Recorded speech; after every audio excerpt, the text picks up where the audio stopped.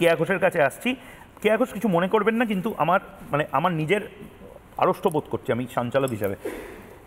একটি পুরুষ তারও শ্লীলতা বোধ থাকে, তাকে বলা হচ্ছে আমি এক স্বপ্নের মৃত্যু, আমি নাম বলি না, আমরা যাদবপুর বিশ্ববিদ্যালয়, সেখানেও ঠিক এক প্যাটার্ন। এটা একটা পাশবিক আনন্দ, প্যান্ট খুলে তাকে ওই সিলিংয়ের ওপর দিয়ে বা বারান্দার কার্নিশের ওপর দিয়ে হাঁটানো, এবং ঠিক এখানেও সেম প্যাটার্ন।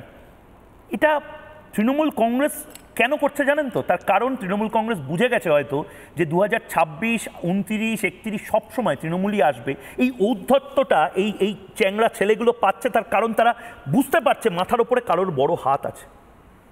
কি বলবেন? আপনি জিজ্ঞাসা করছিলেন ময়ূক যে কার অনুপ্রেরণায় বিভিন্ন কলেজে কলেজে এই গুন্ডাদের মুক্তাঞ্চল, তাই তো? আমি আপনাকে দ্ব্যর্থহীনভাবে বলছি, কার অনুপ্রেরণায় আমি জানি না, কিন্তু গুন্ডাদের মুক্তাঞ্চল কলেজে কলেজে নয়, গুন্ডাদের মুক্তাঞ্চল কালীঘাটে। যাকে দিয়ে মাথাটা টেপানো হচ্ছে তার মাথা ব্যথা করছে। আমি খুব ভালো লাগতো যদি তার গলাটাও ব্যথা করতো, তাহলে বোধহয় অনেক সমস্যার সমাধান হয়ে যেত এই মুহূর্তে পশ্চিমবঙ্গে। মেয়েদের বেরিয়ে আসতে হবে। আমি নিজে একজন কন্যা সন্তানের মা ময়ূক। আমি জিজ্ঞাসা করছি রিপাবলিক বাংলার দর্শকদের, বুকে হাত রেখে বলুন তো, কালকে আপনার বাচ্চারা যখন কলেজে যাবে, ডাক্তারি পড়তে যাবে, আইন পড়তে যাবে, আপনারা কি খুব নিশ্চিন্ত হয়ে থাকতে পারবেন? আপনার বাচ্চার যখন নাইট ডিউটি হবে, কোন মা ঘুমোতে পারবে? আমাকে এই মুহূর্তে দাঁড়িয়ে বলুন। মমতা বন্দ্যোপাধ্যায় একটা শব্দ পর্যন্ত করেননি। উনি হাতরাস নিয়ে তার কত চিন্তা, ভালো লেগেছে, বেশ, মহিলা মুখ্যমন্ত্রী, মহিলাদের জন্য দরদ হবে।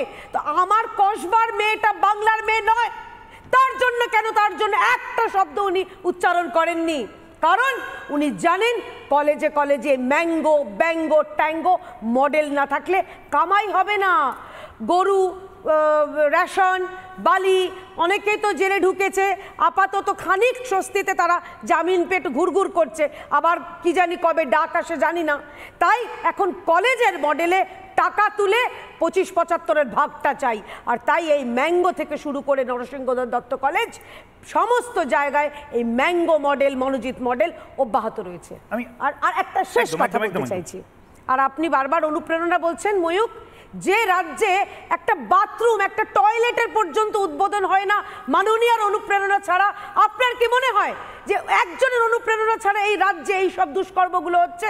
নিশ্চয়ই রয়েছে, প্রত্যক্ষ হোক বা পরোক্ষ মদত তো রয়েছে, অনুপ্রেরণা তো রয়েছে। নানা ধরনের কন্টেন্ট দেখার জন্য লাইক করুন, শেয়ার করুন আমাদের ফেসবুক পেজ, সাবস্ক্রাইব করুন আমাদের ইউটিউব চ্যানেল। পাশাপাশি অন্যান্য ব্রেকিং নিউজের জন্য অবশ্যই চোখ রাখুন রিপাবলিক বাংলায়।